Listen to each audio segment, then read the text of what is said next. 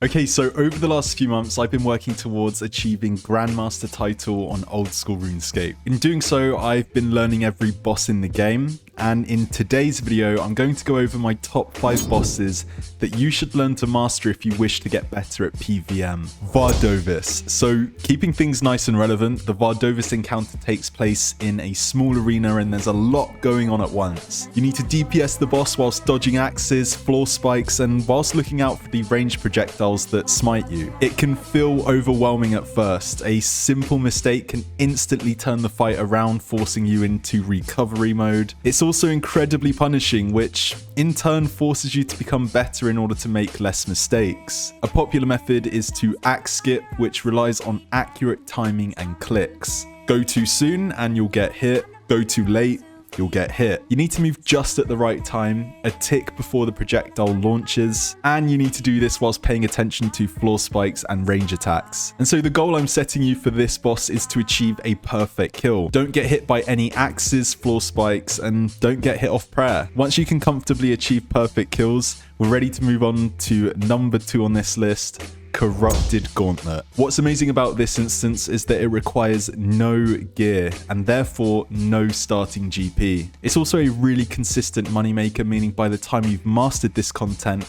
your bank value should be looking a lot nicer. It can be a really frustrating learning curve at first, but what can help to get you started is going into the boss fight with higher tier armor. Tier 3 armor offers you the most protection against Hunlif's attacks, floor tiles, and tornadoes, meaning it can be a great way to begin learning the mechanics. However, attaining tier 3 armor in the time you have available can be unreliable.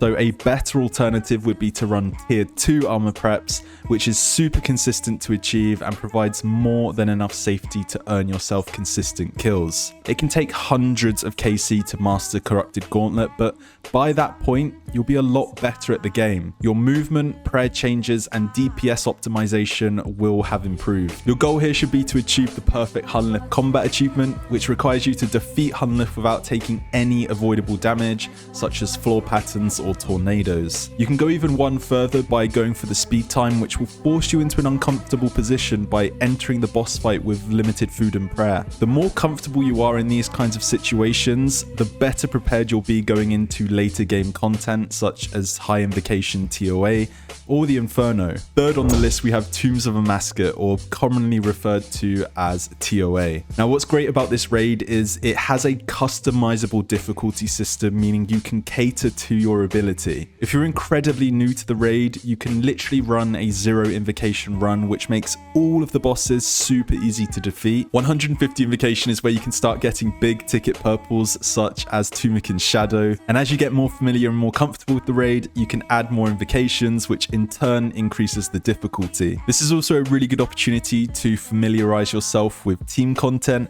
and get to know other players in the community. Should you wish to do TOA with others, you can join the Discord We Do Raids and start looking for teams there. It's really simple to do. If you have max gear, you can join for 10 invocations, which sounds like a big deal, but when there's a 6 to 8 man team, it doesn't feel too different from low invocation runs. Above all, it's one of the best moneymakers in the game, so you'll be earning good GP as you improve. Fourth, the Inferno. Now, this might seem like a big jump from the last 3, but the Inferno forces you to improve. The other bosses we've spoken about are punishing in their own ways, but a death isn't too costly. You can run back to your grave, grab your items, and begin the fight immediately again. A death in the Inferno, however, costs you GP and resources, and so much of your time, which is why it's still considered an achievement in 2023. The learning curve can be really steep. It can feel like you're making no progress at first. One day you might make it to wave 64, and then the next you're struggling at wave 31. It's what everybody experiences when learning the Inferno. The good news is you can do it. There's a ton of resources out there online which will talk you through every tricky scenario, the mechanics of the waves, and so on. Exact, Aticon, and Dear Lola 1 are just a few of many creators I watched when going for my first Infernal Cape. Once you feel comfortable in the Inferno, it feels like the entire game of old school RuneScape unlocks. When you're not panicked about what the wave spawn is going to be or how you're going to get out of a certain tricky situation, it feels like you're equipped to learn anything that the game has to offer. If you haven't gotten yourself an Inferno cape and you have the gear and resource to begin learning, you really should. It will hands down be the most rewarding thing you do in your OSRS career. And last but not least, 1 KC in every boss. It's so easy in this game to lean towards content you're comfortable with. Unfortunately, killing the giant mole 6,000 times isn't going to get you any closer to an Inferno K or your first Theatre of Blood KC. Now, I'm not saying you shouldn't do content that you enjoy doing.